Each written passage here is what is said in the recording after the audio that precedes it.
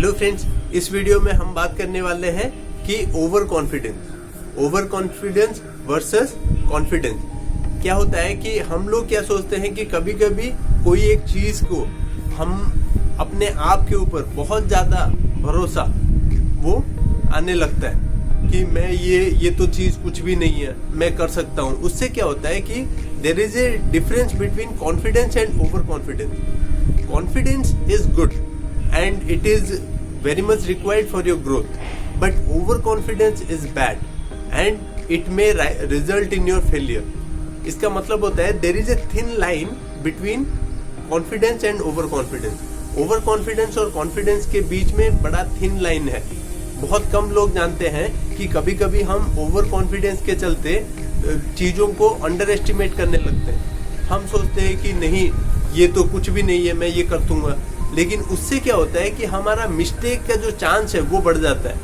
हम क्या है कि बहुत ज़्यादा मिस्टेक करने लगते हैं लाइफ में, और मिस्टेक की वजह से हमारा फेलियर भी चांसेस रेट बढ़ जाता है। मैं जब छोटा सा था तब मेरे एक सर बोलते थे कि तू बहुत ज़्यादा ओवर कॉन्फिडेंट हो गया।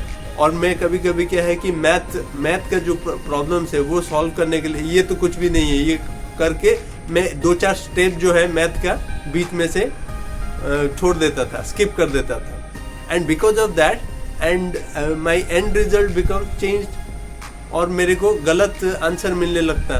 और फाइनली में जो MCQs आता है, MCQs में मैं गलत को मार्क करके आ जाता।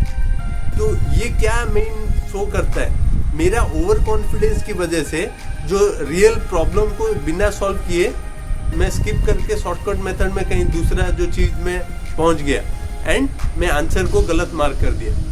सो दैट इज द डिफरेंस। अगर मैं ओवर कॉन्फिडेंस की जगह ओनली कॉन्फिडेंट होता, I have to be very much serious कि मैंने हर एक जो स्टेप है सही से फॉलो किया है। जब तक आप हर एक स्टेप को सही से फॉलो नहीं करेंगे तब क्या होगा कि आपका जो chances of getting the final and result, जो आप फाइनली जो एंड रिजल्ट पाने वाले हो वो नहीं पा सकते। और आप स्किप करने की वजह से, आप ओवर कॉन्फिडेंस की वजह से आप स्किप करोगे 1-2 स्टेप एंड आपको गलत रिजल्ट मिल जाएगा।